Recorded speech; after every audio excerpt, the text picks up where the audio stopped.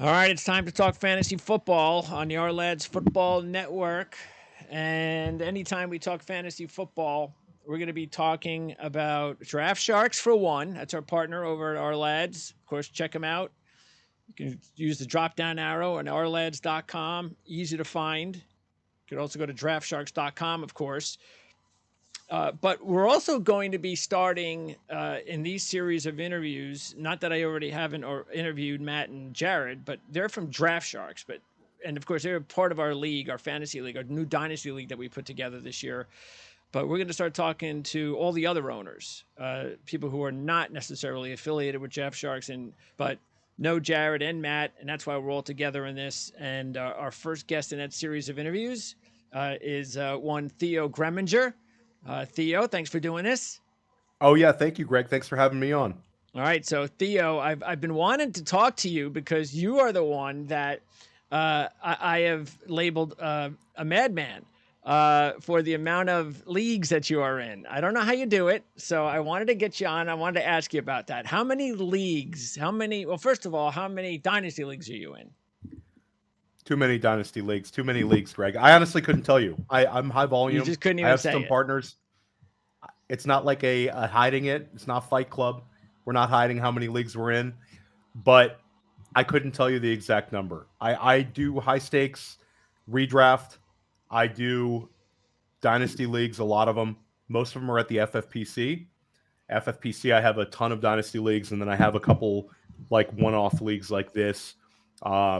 Either on a sleeper format or I have one or two MFL, and then I have one that's like a private league that we do on RTS Sports with actually a couple of guys. Biplap Mandel from our league is also in that one. So yeah, it's I am a portfolio player for a lot Okay. of if you're talking about dynasty, I have a lot of exposure, and I've done well over the years and redraft as well. So yeah, man, I'm all about it. So it's a business for you. Yes, most years I try to make money. I mean, I'm trying to make money in fantasy, and I'm the director of content at Player Profiler, so I'm already doing content all the time, and I'm grinding and making money in fantasy whenever I can. Some years are obviously better than others. I've had a good deal of success in redraft formats and NFFC and FFPC, but Dynasty is something that's kind of all encompassing that you kind of spend all year long with, and it just doesn't stop. So I think that you have an opportunity to make money in Dynasty. First of all, Dynasty, when you get into a Dynasty league, there's always going to be a few managers who don't care about the Yes. first few years. You're Yes. trying to build for the future. So if you get in a redraft league, if me and you and 10 other people draft in a redraft league, when we actually draft, we're all trying to make money. Yeah. But when it comes to Dynasty, certain leagues, you might have 6 teams that are saying, I don't really, this year is not my year.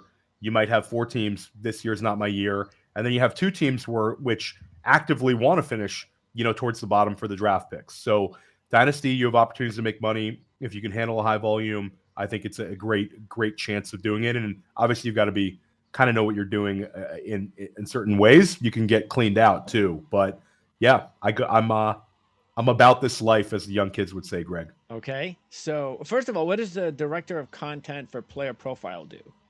So, Player Profiler, we have a large podcast network, and we have a website with articles, and we do a lot of video content, and I kind of oversee that. And then I'm the co-host of the Sonic Truth podcast with Matt Kelly and Alan Sislowski. I am the co-host of First Class Fantasy with Billy Muzio, and I host press coverage. I also do some podcasting with the Goat District as well. So basically, I get people to write for us and do podcasts for us, and then our current content creators, I make sure we're on kind of the right track with everything, like article wise, podcast wise, and then we do a great deal of video content now. Okay. So that's kind of what my weekly role is, and then I also write the waiver wire article for Player Profiler. I write the sleepers article, and I also write a few other articles here and there, and then I do a article that comes out on Mondays called the 2 Minute Drill, which is basically the takeaways from the weekend. So Okay. yeah, we got a lot going on. Well, I'll definitely put a link in the description for everybody to check that out for sure. And a lot of people who are also, well, look, we have 12, right? We have 12 owners, I believe, in our league. Yes. And Yes. so we have 10 other guys that hopefully are watching this. And um, I know one of the things that we started to, because we were putting a league together, we were trying to figure out what to do with you mentioned the waivers. We were trying to figure out what to do with the waiver rule regarding whether or not it should just be the standard way that a lot of people have done it in years past. You got the worst team heading into that week, and you get the first pick. But recently, what's been catching on has been the what is it? I don't even. Is there a label for it where you get the Fab. fab? What does that Yeah. stand for? Free agent acquisition budget. And I think in a dynasty format, it's got to be that way. If you're playing dynasty, dynasty can't be a rolling team list because you're talking about you know players that you're going to have on your roster for a long time, and you need to have some sort of competition with it. Just being the next man up, I don't think should get you, like in a lot of leagues this week. Jeff Wilson, Amari DiMercado, like KJ Osborne, these are going to be big ads for people this week. And you shouldn't just get it by being number one on the list. I think there needs to be a little bit of it's basically making fantasy football is better when you have more strategy involved, and it's harder. Like just getting the next guy, that's No kind of going strategy to away. that. Yeah. Yeah, no I strategy get to it. that. I get it. Yeah, because I had never done it before, and I asked Jared what he thought about. I said, "Well, how do you handle this strategically?" And he said, "Well, usually what he does is he'll spend more earlier in the year because he doesn't think there'll be a lot left over later on." And so I took that to heart. So I'm going to ask your opinion on this because um, we had our waiver pickup last week, and I knew I was a little bit light in running back, and I was like, I really I gotta get it somehow. I gotta get another running back in my depth chart. Um, and then all of a sudden, Jaleel McLaughlin started to make noise. And of course, with the injury situation, Javonte Williams with Denver, it was a kind of okay, interesting here. He's got a really good background. I know it's at a lower level, but the kid looks legit. And Javonte Williams just doesn't seem to be able to stay healthy at this point. So I'm going to take a chance. And I did that. And I said, now I didn't know how much taking a chance. Apparently I took probably too big of a chance, because there were two others that put in waiver claims for McLaughlin. And I forget who it was. I think it was Jared and I forget who the other person was. And they put it for like $250 out of their $1,000 that they had left. Well, we have $1,000 budget, and I don't know how much they had left. But I wanted him so bad because I just didn't think that there was going to be. I looked over every depth chart that week. I was like, who else could possibly be available that's going to potentially be this impactful? And I said, possibly. And I said, I don't see it. I just don't. So I'm going to go all in, and I'm going to use up most of my budget. Now I went over about $650 more than those guys did. So I used up most of my budget, but I felt it was worth it. What do you think about that type of strategy, and have you done that before? Oh yeah, for sure. I mean, last week in a bunch of leagues, I had Jaleel McLaughlin.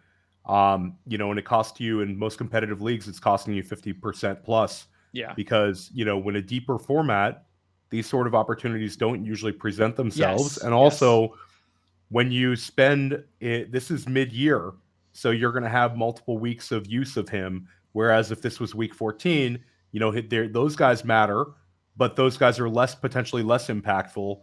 So yeah, McLaughlin looks good. It was a good addition, and also in terms of a dynasty league, there's a little bit of upside to your addition because he could be a guy that could stick with you for years, Yes. as opposed to a guy like a Jeff Wilson, who in some leagues people are going to spend a lot on Wilson, but we don't view him as a long-term solution for Miami. Whereas Jaleel McLaughlin, I don't think he's ever going to be a bell cow. But if you think about like a Jalen Warren type usage a year from now, even if Denver brings in, because Javonte Williams can't stay on the field. Yeah. But even if Denver brings in another running back, whether the draft or free agency, like McLaughlin is dynamic and he also can catch the football. And those kind of guys don't disappear. Yeah, I think that's important I'm glad you said that because our waiver wire, they're not, we don't have a lot to choose from. I mean, because we have 12 teams and we drafted 23 players, I believe. That is a lot of, that doesn't leave a lot. to that's why when somebody comes up, you got to take advantage of it. And again, I might have went a little bit overboard because I only have about $75 left in my account for the year, but I thought it was worth it, and we'll see how that goes. But anyway, and like you said, you grabbed him as well. Let's talk about this particular draft, and I'm going to pop it up on the screen here. First of all, you can see the shark bites. This is also a very important website that you want to go to for all of your daily content on what's going on with the players in fantasy football. But let me pop up our league here, and I think I have the draft somewhere. Here it is. It's kind of hard to see it. So your first pick was Jefferson, correct? Yes. Okay, so this is yours right here, the OG fantasy. And you did not. And so Deshaun Watson was your first quarterback. No, I traded that. Oh, you I'm traded next that. to, Okay, yeah. there it is. The shop talk. Okay. Yeah, Talk so about that trade then. Well, I took basically in this league I took wide receivers early, and then I punted quarterback a little bit, and I punted running back, and I made sure I had a high end tight end. So basically, in a lot of these dynasty startups, I'll have a similar strategy where I want to make sure that I have strong wide receivers who hold up value for multiple years. Quarterback, I think that there's always some guys that are kind of mispriced. I think that there's always quarterbacks that get driven up too high, and always quarterbacks who are not drafted high enough. And I also drafted a number of quarterbacks in this league because people were ignoring the quarterback twos. So I start out with Justin Jefferson. I take A.J. Brown, and then I continued to hit the wide receiver position later in the draft. I took Devonta Smith. I took Keenan Allen, who's a little bit older, but he's wide receiver 1 overall type potential. And you got him in the 10th round. And I took George Pickens, who I'm very high on, that I think was a little bit polarizing this offseason. With, some managers didn't like George Pickens. I've always been a George Pickens guy. So basically that's my strategy. And I made sure I grabbed an elite tight end because I don't want to mess around. And TJ Hawkinson has not been quite as good as I thought he could have been, but he had a great start to the year. And I think he's a long-term answer for me at tight end. And then I basically punt running back, and I'll let running back work itself out. There's something to be said. If I could have had Bijan Robinson, I would have absolutely taken him. I think he's a top 3 asset in Dynasty, non-Superflex. But at the end of the day, I don't want to mess around with a lot of these running backs. I'd rather take an A.J. Brown and have long-term value, and I can make moves for running backs as I need it. That's kind of where the quarterbacks fall in. So I take, Daniel Jones, who hasn't been great, but I took Kirk Cousins, who's performed very, very well.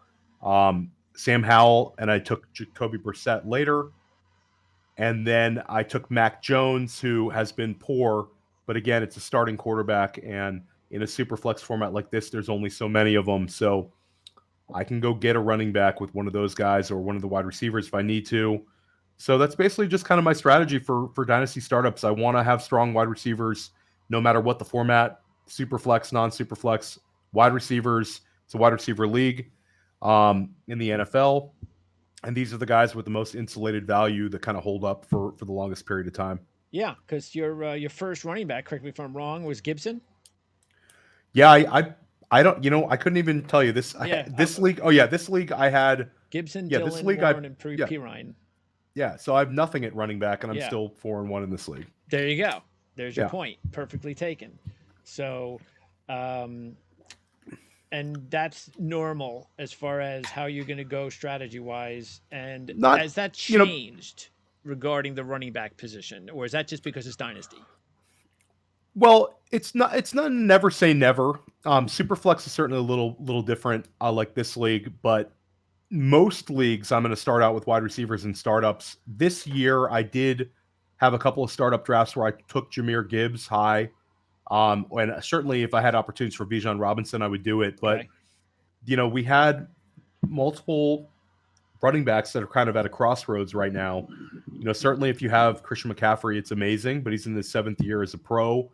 Father Time is undefeated with these guys. And I would rather have, an A.J. Brown, who I think has 4 more years of big-time, huge production, and certainly a guy like Jefferson and a guy like Chase. I mean, there's so many wide receivers right now that look like they have long term value. And I think the running back position is not only there's less depth of elite scoring at the running back position. Like if you want to say guys that average 15 points per game or more, there are less running backs than do that than wide receivers, of course. But then if you look at guys who can maintain their scoring for a 2-year period, the list gets even lower. Whereas the wide receivers, they again have the insulated value, as does a elite tight end like T.J. Hawkinson. So that's kind of been my strategy with these dynasty startups. Okay. Now, what's the longest dynasty league you've been in? What do you have, like an average number, or give me your Uh, longest one? I mean, I I'm not sure. I have FFPC leagues that I've been in for a while. The FFPC leagues never close. They're they'll if a manager drops out, they just fill it, and an orphan gets filled. So Okay. most of my I'd say like the high majority of my um, dynasty is played at the FFPC. I think it's the best dynasty format there is. So I couldn't tell you my oldest. Okay. But a lot of these leagues kind of go out of business. It's like, especially one-off leagues. So you can't be punting too much, and you have to if you're gonna do like a productive struggle and kind of punt. I wouldn't do it if it wasn't like if I didn't know all the other managers or it wasn't a format kind of like the FFPC, because you don't want to have some productive struggle rebuild and then the league goes out of business and you basically wasted 3 years. Yeah, absolutely. That's why I started the league last year with people over at RotoWire.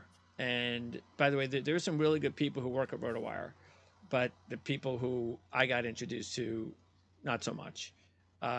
Very unprofessional. Um, just We love Alan Soslowski, great guy. RotoWire, I'll say Jim Coventry and Alan Soslowski are two of the best. But yeah, you never know with your league you mates. don't know. Leagues are funny. Yeah, and then when you're kind of partnering with half of your league and relying on that with somebody that or people that just aren't into it like you thought they were going to. That's why when we did it this year, that was the important thing. And Jared and I talked about that, about needing to get people who were going to be committed to it. And obviously, Jared put together a handful of great, serious fantasy owners like yourself, which I feel real good about that. And the people that I know that I brought in are also pretty, they're good people, and that's the most important part. You got to get good people, like that's important. People who you can trust and people that that hey, if things aren't going to go well, they're going to hang in there and they're not going to screw things up for you. Because like you said, if you can't go and count on it to be a 5, 7, 10, 15 year thing, then it's a waste of time. Um, Trades. How do you handle trades? Because we just talked about the draft trade that you made. How do you make trades during the season, or how often do you do that? I don't trade just to trade, and I think that I don't want to be too reactionary, but when there's an opportunity to make a deal that I think benefits my team and my team structure, I'll do it. It doesn't mean you have to win every single trade in Dynasty. Um, Again, that's kind of one of the downfalls of having so many leagues is that, I can't specifically focus on like one to get every single trade done. But Yep. yeah, I make trades fairly regularly, and certain teams I will, try to get out of guys and take draft picks for or take longer term assets. I think that the in Dynasty, one of the best things you can do is be realistic about where you're at. You're not going to luck your way into money in the Dynasty format. You're a Dynasty team that realistically wins a Dynasty league is if I look at my team and I say this team is too good to have drafted in redraft, then it's usually the teams that I want to be serious about.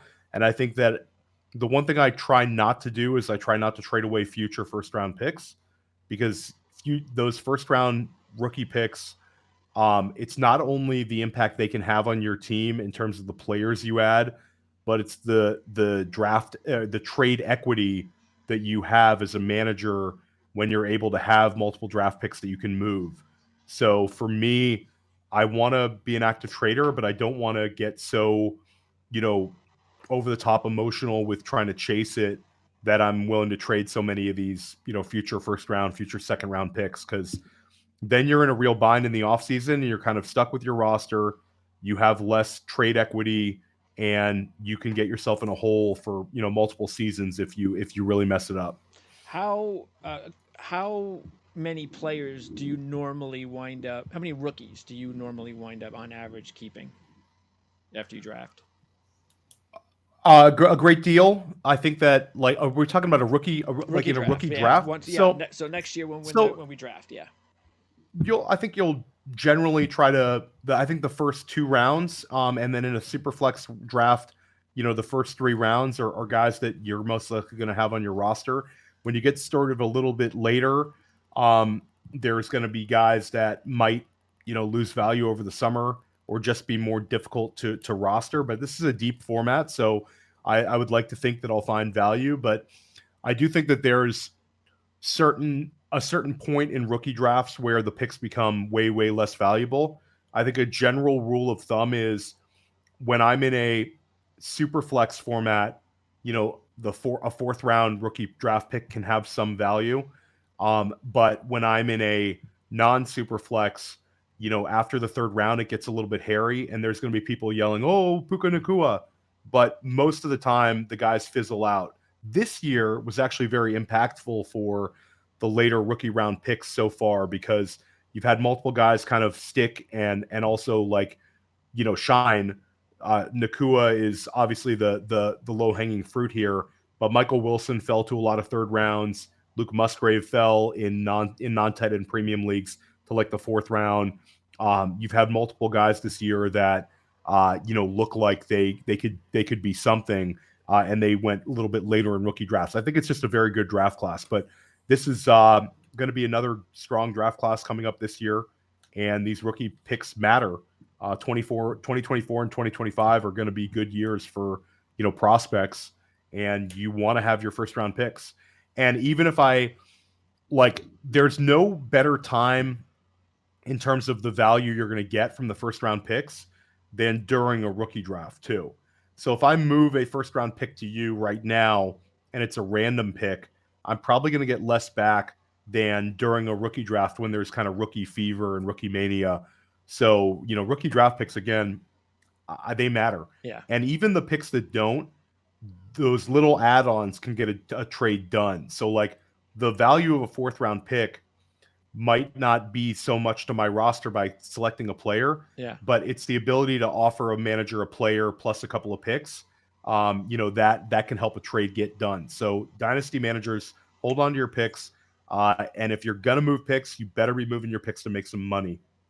And I got to ask you about Brock Purdy. So was he, considering as a quarterback, was he drafted in a lot of dynasty drafts, rookie Well, drafts? Brock Purdy was a seventh round draft pick. So yeah, there's the FFPC rookie drafts will go like 7 rounds. So Purdy was selected in some of those. Any quarterback drafted, gets a look in some of these deep super flex, rookie drafts. Now some leagues might only have 2 or 3 rounds of rookie drafts. Okay. And he might not have been selected there, because Sure. the hit rate on seventh rounders is not so good. No. Yeah, that's why it's such a great story because it doesn't normally happen, but when it does, it's pretty freaky. That's the part of it. You gotta know what you're doing. And that's why you gotta keep up with a lot of these websites, including, of course, the one that you work for. That's Player Profiler, correct? Is it Yes. playerprofiler.com? Yes. Okay. You can find all my written work over there, and you can find us on podcasts wherever you get your podcasts. Sonic Truth Dynasty podcast with Matt Kelly, and then First Class Fantasy and Press Coverage, and the Goat District as well. So yeah, check out Player Profiler. Yeah, I'm gonna actually put it up here now. Profiler.com. Yeah. Let's see what I get here. I spelled it right. There you go. There you go. There it is. Nice, sleek looking design. I like it. Thank you. And you got the depth charts here for each team. Very cool. So, We and got it all, Greg. We got it all, Greg. look at this. Well, we got the Zach Olson. His change. He looks a little bit different. Chris Treveler. That kind of does look. That does fit. I like that fit there. But this, I don't know what that is. You know. That's Jim Carrey. It's a Yeah, joke. I know. Oh boy. Anyway, you got to have fun with it, no question. Theo, I appreciate your time, and I know you're busy, so I look forward to maybe getting a chance to talk to you before the season's over, especially if you make the playoffs in our league, because we'll definitely get to talk to all the owners once we get towards playoff time, and again, hopefully make this as fun as possible, because that's the other thing I think people lose sight of, and that is you got to try to got to make it fun, and you got to That's right. interact with your owners, and you got to be polite and courteous and respectful and all that. If you could do all that, you could put together a nice league, and hopefully we've done that. That's a great point, Greg. No one likes to do trades with people that are hard to deal with. So that's They like just want to win. They want be to kill be a you in the good trade. be a good league mate, guys. Be a good league mate. Don't Yeah. be a jerk. Thanks, Leo. Thanks, Theo. Appreciate it. Thanks a lot, Greg. Take care.